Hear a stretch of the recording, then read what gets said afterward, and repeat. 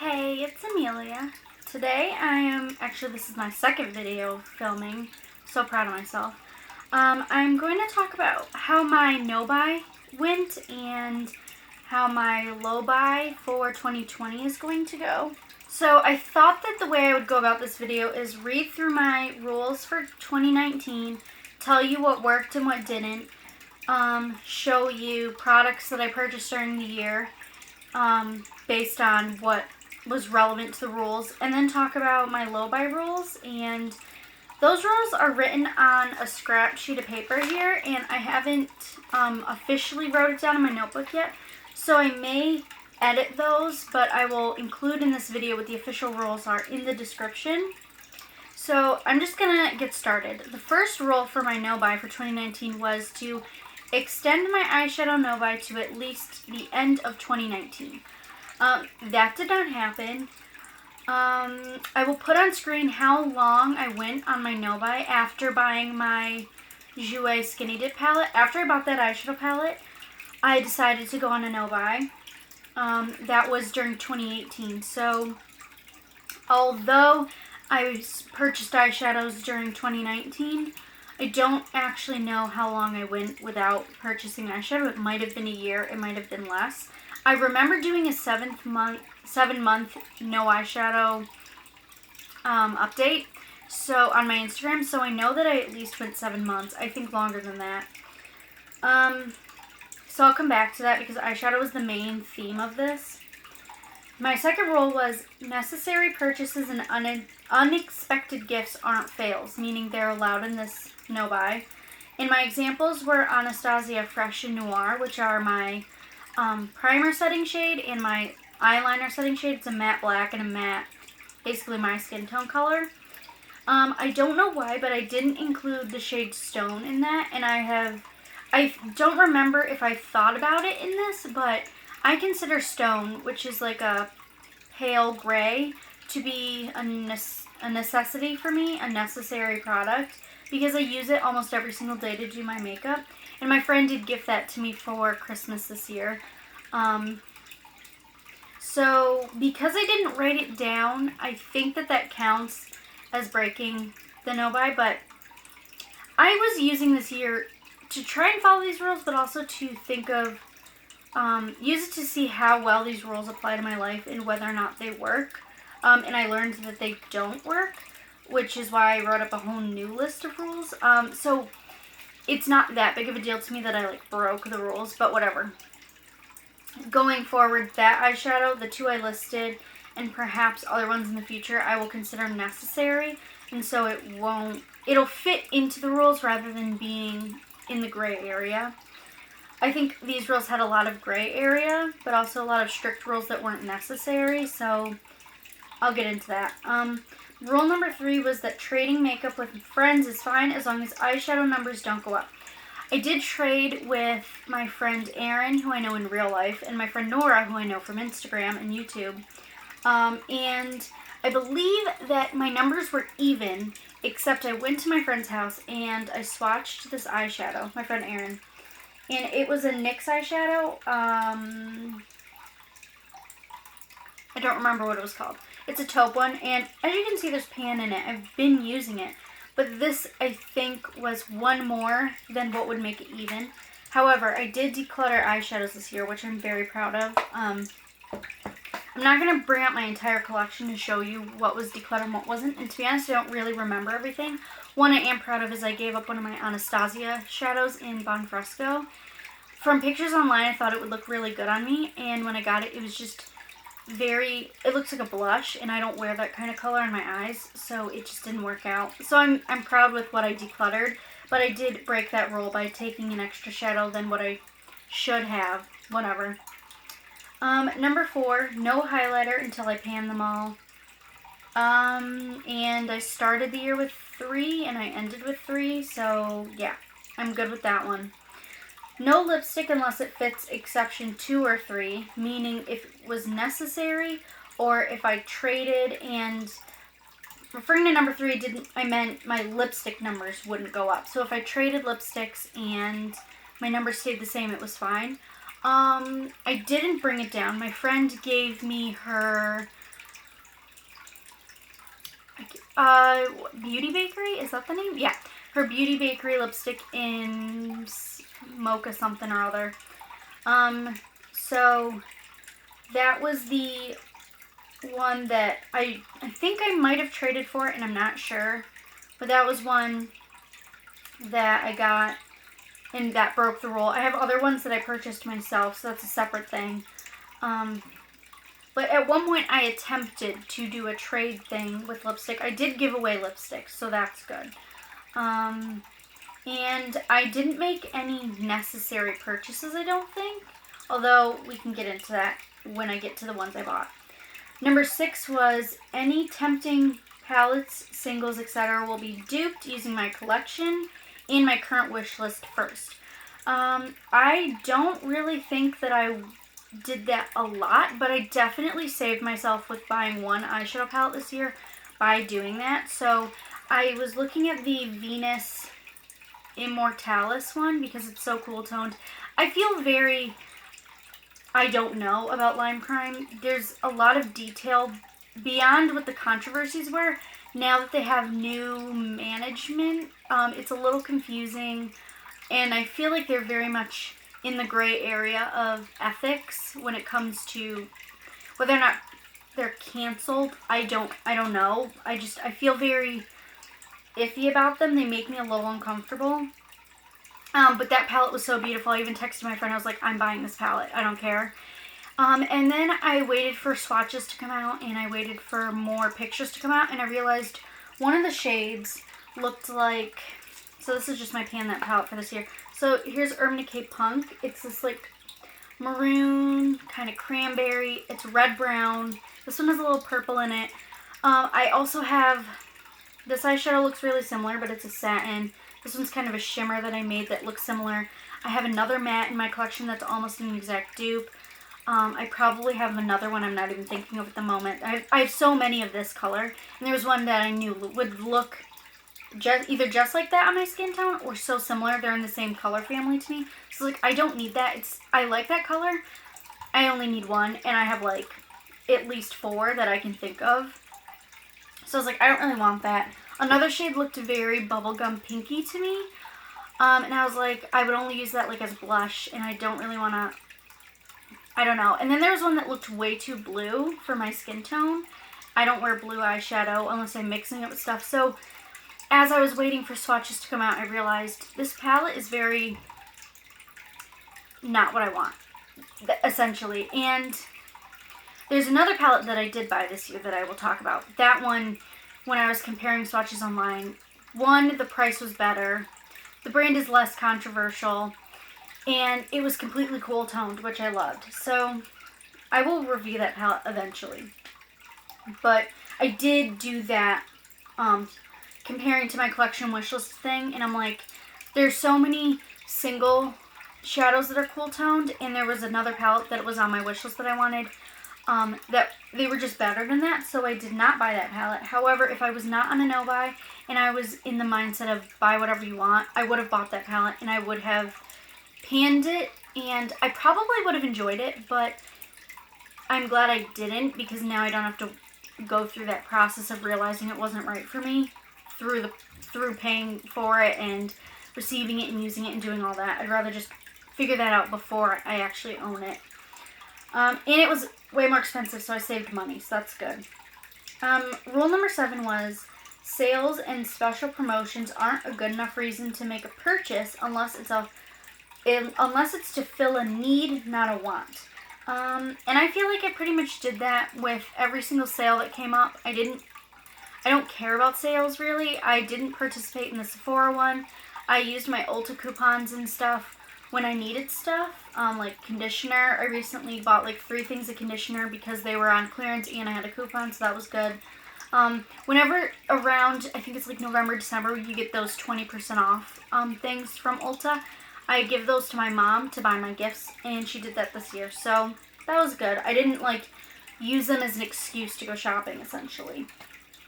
Number 8 was to continue to use my Snups app to organize every individual shadow, including empties, to keep track of dupes. I did that for the most part. However, I didn't add in my new shadows yet. But I did put things into my 2019 empties. I think they call them shelves. And so yeah, so I did that, and that was good. I think I need to work with that app more, because when I am using it, it keeps me from buying eyeshadow, and when I'm not, I sort of forget what I have. Number 9 is use throwing shade to weed out the shit from the good stuff and get comfortable with the idea of decluttering. So I did half of this. I got comfortable with decluttering a lot of things, and doing makeup swaps with things I never thought I would get rid of before. But I dropped throwing shade. I have the last update from a long time ago uploaded to my channel, and I just haven't made it public because I don't even remember which palettes I was talking about or what my thoughts were, and I think that my opinions have changed since then. So it's like, why would I upload that old video? But it's sort of just sitting there. So it's there, but if I were going to do it again, I'd want to redo the whole project. And I don't know if anyone else is still doing that project. It was use one palette a week until you get through all your palettes. But then on the 4th week of every month, you do an eye look using all of the palettes. And so my thing that I decided to do is just every single week use a palette, and then I wanted to do it twice. So because I have so few palettes, I would do it 2 times over, and then that would be enough. And I stopped doing the updates, and then I stopped doing the actual using of one palette a week. So that didn't really work out. And I think that I don't want to use project pans or panlet palettes in the making of my rolls again, because it doesn't really, it's like doing one thing that's kind of like restrictive and then adding it into another restrictive thing. So I think that was not a good idea. Number 10 is no buy will continue regardless of slip-ups. And that kind of worked and kind of didn't. So the reason I made that rule is because I've seen a lot of people where they accidentally they break their no buy, and then they kind of just buy whatever they want after that, and it's just like, it defeats the purpose, because the purpose is to save money and to buy less. And by looking at breaking a no buy as a reason to get out of doing the no buy, you're only hurting yourself, because then you're spending more money than you wanted to, and you're not using what you have. So it doesn't make sense to me to mess up in the no buy and then just stop the project altogether. However, I think that the reason that this no buy didn't work for me is because no matter how much eyeshadow I have, I always am interested in new things. So I'm going to talk about what I bought this year that I can remember. I'm sure that it's possible I bought more. The main thing I bought was the Colourpop Smoke Show. And I bought this, and then I remembered there was a controversy, I think this was over a year ago now, where they basically, instead of hiring multiple different models, they hired one white model and then edited the swatches to make her look like she had different skin tones. And I don't want to speculate as to how or why that happened. I think it seems like laziness. I don't really know. Maybe it was like a prejudice thing where they didn't want to hire people of color. I don't know. However, I haven't heard of a controversy from them since, other than the fact that they're like a fast makeup brand rather than fast fashion. And what is her name? Jacqueline made a video all about this, and I thought it was a really good video, and she actually talked about this palette in there. So I'm not responding to that, but in that video she was talking about how, like, we demanded this palette and they made it, and it's kind of wasteful because people just buy them to collect them. So in this video, I just want to mention that I'm like the one person that actually loves this palette and would use it every single day if I didn't have a professional job that I needed to go to, because it is just dark, cool tones. And I love the colors of it. Looking at this palette makes me so happy, and I am glad I bought this. The reason I bought it almost immediately when they launched it is I didn't know if it was limited edition or not. They don't on their website write permanent or limited edition, but because of the way that they produce makeup, which is in a fast fashion type of cycle, I knew that this palette would not be around forever. My main opinion on it right now is that the shimmers are really pretty and the mattes are pretty. They all have pigment and that's great.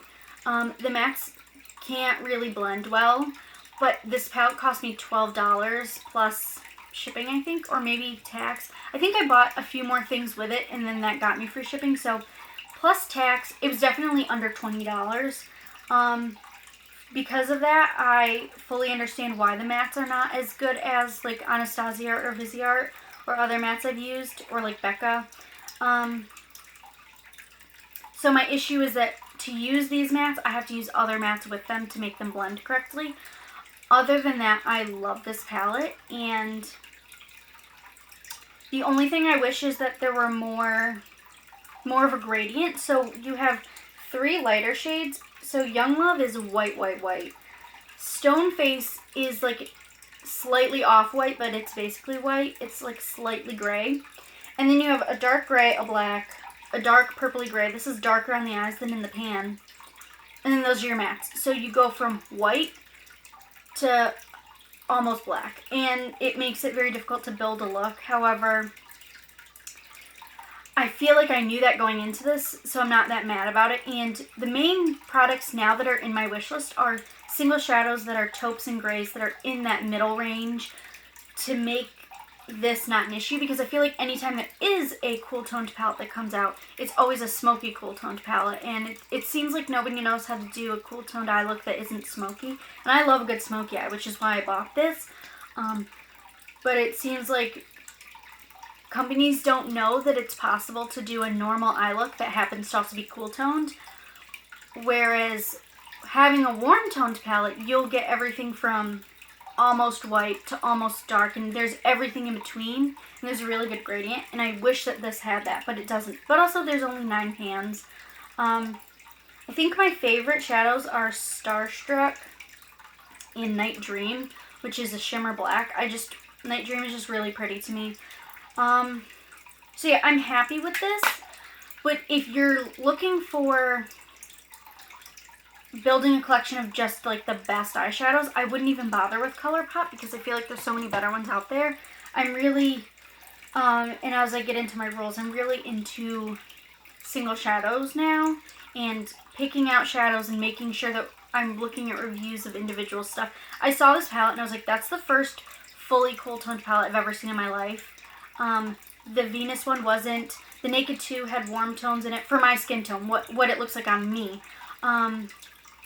Everything else, like even the Dose of Colors one that I still is on my wish list, there's certain shades that look warm on me. Melt has a stack that's essentially like this where it's smoky and cool toned. So that's not, I don't know, that's not really a palette. So I think that I've realized that palettes aren't for me because I always want something fully cool toned.